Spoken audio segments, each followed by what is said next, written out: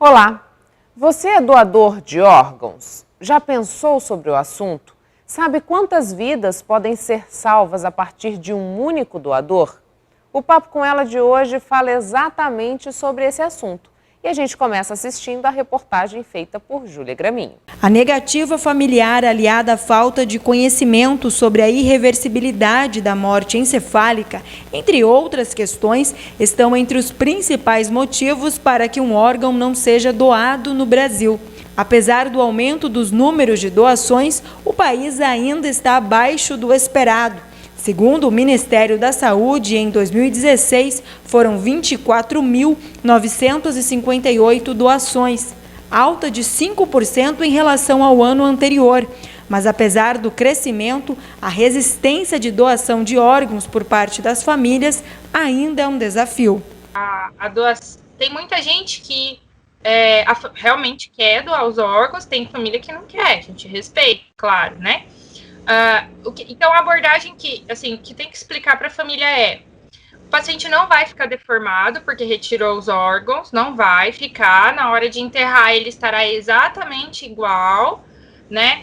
Se for doar as córneas, né, porque retira o globo ocular, eles colocam uma prótese, o paciente fica de olho fechado, entendeu? Então, não tem aquela impressão que vai estar afundado o olho, não tem nada disso. Se vai retirar o coração, se vai retirar os órgãos abdominais, não vai ficar nada afundado. Vai ficar como se a pessoa tivesse feito uma cirurgia.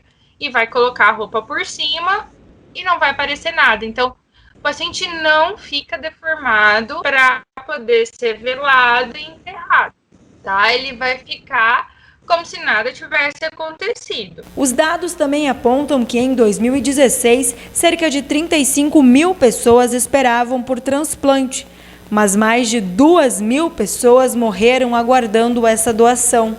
Dessas, 82 crianças. A Associação Brasileira de Transplantes de Órgãos constatou que no mesmo ano, 10.158 pessoas tiveram morte encefálica e poderiam ter sido doadoras, mas 43% das famílias consultadas não deram a autorização. Sim, a doação de órgãos é muito importante. Os pacientes que estão na fila, né, que eu já acompanhei, é uma vida bem sofrida, né, necessita de máquinas, sofrem bastante ao longo da vida. Então, um novo órgão para eles é uma esperança, né? E a gente sabe a dor que a gente tem quando a gente perde um ente querido, é muito difícil, é muito complicado. Eu acho que é uma decisão que tem que ser tomada em vida.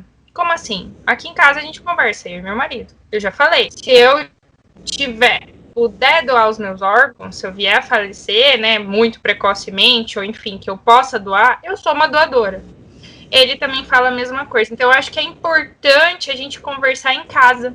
Com o pensamento contrário dessa maioria, foi que Dona Sebastiana aceitou doar os rins do marido. Ela acreditava que ele, que sempre fazia o bem, ficaria feliz com sua decisão. Eu fiquei feliz por salvar vidas, né, através do meu esposo.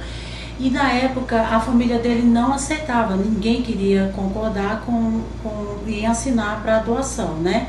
E aí, como a gente era dos casados, nos dois, e com a minha assinatura a gente conseguia fazer essa doação, então eu resolvi assinar e ele fez a doação. Um dos rins, pedaço do fígado, parte do pulmão e medula óssea são as partes do corpo em que a doação de órgãos pode ser feita em vida.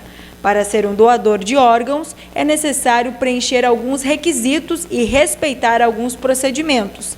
Entretanto, qualquer pessoa pode doar em vida e ajudar a salvar outras.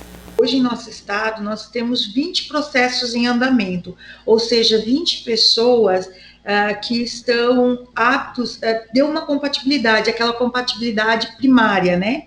Então, elas ainda estão em processo para fazer a segunda parte, e aí, né, a segunda etapa, se der tudo certo, na segunda etapa já fazer a terceira etapa.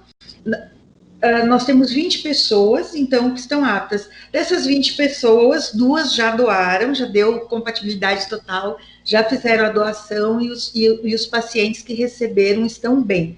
Então, da mesma forma como doadores aqui do Mato Grosso podem doar aqui para o Brasil, pode doar para o mundo também, e também nós podemos receber, pacientes nossos brasileiros, eles podem receber essa medula de outros países, né, de outros lugares. Intervalo comercial e a gente volta daqui a pouquinho, não saia daí.